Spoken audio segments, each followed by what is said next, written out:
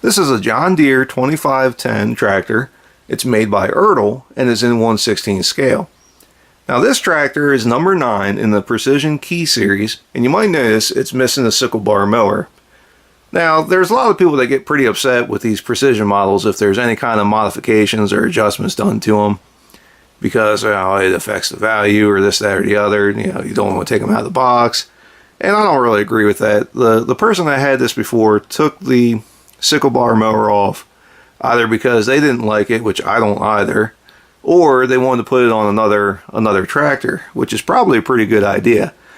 I don't really like the idea of the sickle mower on this particular tractor because I think at the time, I'm sure it was an option, but at the time that this tractor would have been new, the mower conditioners would have been becoming a bit more popular, and it's a much bigger tool for making hay. So it wouldn't have really made sense to have a sickle mower on this size tractor when you could do an awful lot more work with a mower conditioner. But anyway, that's just my opinion. I like it. I think it looks a lot better without the sickle mower. This person obviously felt the same way. So anyway, like I said, it's an Ertl Precision, so you have a lot of great detail to it. It is a very heavy tractor, which is nice.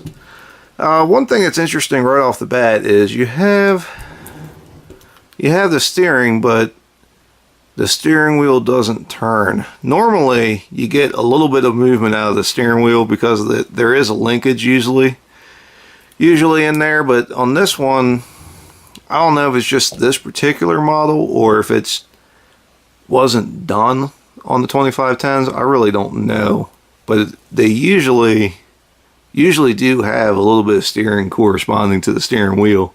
So that's kind of interesting. That might be a flaw in the model, or it might be just a change. I really don't know. Now, I do still have, the plastic wrap on here. There's plastic on the rain cap and the roll bar and all that. I haven't taken it off because I'm probably not going to keep this tractor. But, let's say I'll let the new owner figure out what they want to do with it.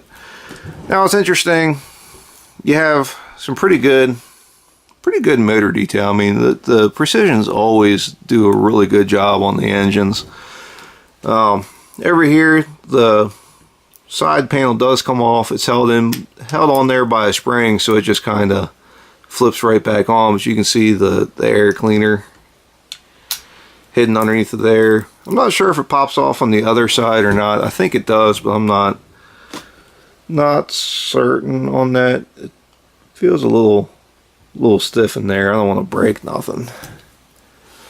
But again, you have some pretty good detail on the engine. Ertl just they do a great job with these tractors. I don't know how many they've made so far, but you really just every time you see one, there's always something different that you spot. It's really just really pretty nice. Now the console, they did a really good job with. You got the power shift and all that in there. The labeling's really good. The gauges are very well done. I mean, hell, the seat even looks pretty good. See, yeah, it's got the stitching in it. I don't know if you can see that. It's got the stitching in the I don't know if that's leather or vinyl. It's probably vinyl. It looks very good. They've done a very good job with it. You got a set of wheel weights here. The 3-point hitch again is very well done. Everything on the back end of the tractor is very good. You got you got 2 sets of remotes there, drawbar and all that. It's all very, very well done. Now I like the ROPS too. I think that's pretty neat. I don't know what it is about these tractors from the 60s and 70s, but they all look good with the ROPS to me. I like the look of it. Not that it matters, but it's just something that I like. It speaks to me. Now, unfortunately, where the sickle bar was mounted, it did not come off easily. You can see it's got a lot of paint chipping here. It's got a lot of scratching. I don't know if that's from a hacksaw or what. I really don't know. I mean, maybe that's from the assembly. Either assembly or disassembly. Could go either way. Who knows? So you got that. You got the two holes here in the frame where it was mounted, and you have the other set of holes over here where it was mounted, which is not a big deal. I mean, it's the holes in the frame. I mean, that's pretty normal. But I think for the sickle mower coming off, I think it looks pretty good. It could be a lot worse, especially if it was really, you know, stuck on the frame there and not just screwed in. So all things considered, I think it looks pretty acceptable. Overall, this is a nice tractor. It's, yeah, it looks good. It's well done. It's nice to have this kind of that lower horsepower row crop tractor. I like this I don't want to say this generation, but like the tractors from the 60s and 70s. That's kind of what I like. I think they look good. They have a real good style to them, and a nice mixture of just, I guess, horsepower, convenience, and everything else is just, again, that's my personal preference. Anyway, definitely worth picking up. You can find these tractors for a pretty good deal. Some of the John Deere stuff goes up in value, some stuff doesn't. And this is one of those precision tractors that has been really stagnant in value. More often than not, you could probably find one of these unopened for less than what they cost new, which is always a good deal, especially when you take into account some of these precision tractors. The values fluctuate so much over time that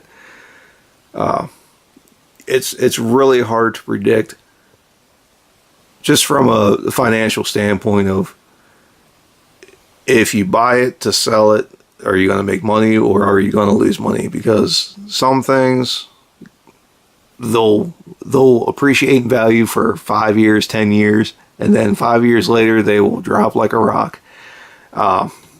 Pretty good example of this is the PowerShift 4020 and the A with cultivators. Those tractors, you bought them new, they might have been $100 maybe, and then out of nowhere, like a 4020 PowerShift, the highest I saw one sell for was $950. That's ridiculous.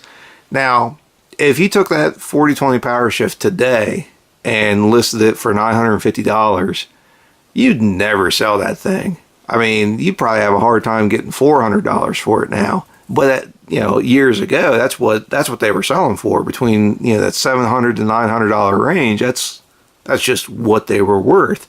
Now it's not the case. And the same thing with the A with cultivators. I mean, that's a really nice tractor, but it wasn't a $500 tractor by any means, I don't think. And that's what they were selling for. Today, not so much. They're in the between, you know, $200 and $400 range, more often than not. Sometimes you have some that are out there, but that's largely what it is. And that's just a good example of, you know, the values, they fluctuate, they come and go. And it's just kind of the way it is. So anyway, that's about it. If you have any questions or comments, feel free to ask. If you'd like to see more of what we have, please subscribe to Maryland Construction Diecast.